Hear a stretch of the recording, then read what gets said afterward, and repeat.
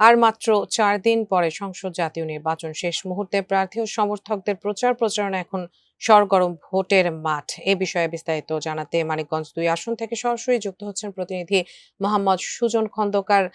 সুজন, জানাবেন ভোটের মাঠে যুদ্ধে প্রার্থীদের প্রদর্শনী কেমন দেখছেন? দুই আসনটি মূলত দুইটি উপজেলা নিয়ে গঠিত। একটি হচ্ছে হরিরামপুর আর একটি হচ্ছে সিংড়া। আমার পিছনে যে বিশাল সুবিশাল পদ্মা দেখা যাচ্ছে, এই পদ্মার মাঝখানে কিন্তু তিনটি ইউনিয়নের রয়েছে এবং তিনটি ইউনিয়নে প্রায় ২০,০০০ মানুষের বসবাস। এই পদ্মার ভাঙন কবলিত এই চরাঞ্চল মানুষের যোগাযোগের একমাত্র রাস্তা হচ্ছে এই নৌকা ছাড়া আর কোনো যোগাযোগ নাই।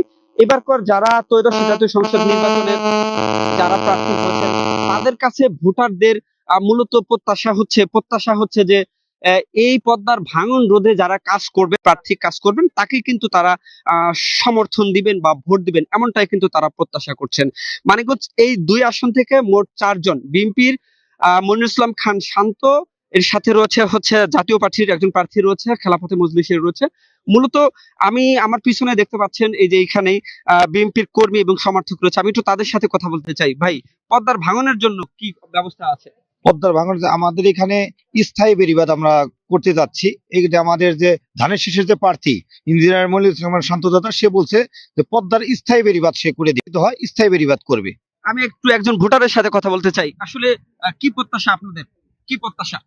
ইনশাল্লাহ আমাদের আশা, শান্ত ভাই ধানের শীষের কাণ্ডারি এখানে যে আশ্বাস দিয়েছেন আমাদের নদী ভাঙ্গন রোধ করবে, আমরা তাকেই বেছে নিয়েছি। ইনশাল্লাহ আমরা তাকেই ভোট দেবো। এক কথায় কি বলবেন?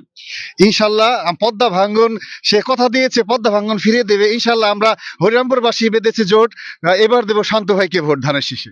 জি, আপনি শুনছিলেন। তবে মানিকগঞ্জের শেষ মুহূর্তে কিন্তু এখন দেখা যাচ্ছে যে নির্বাচনী প্রচারণায় কিন্তু সরগরম।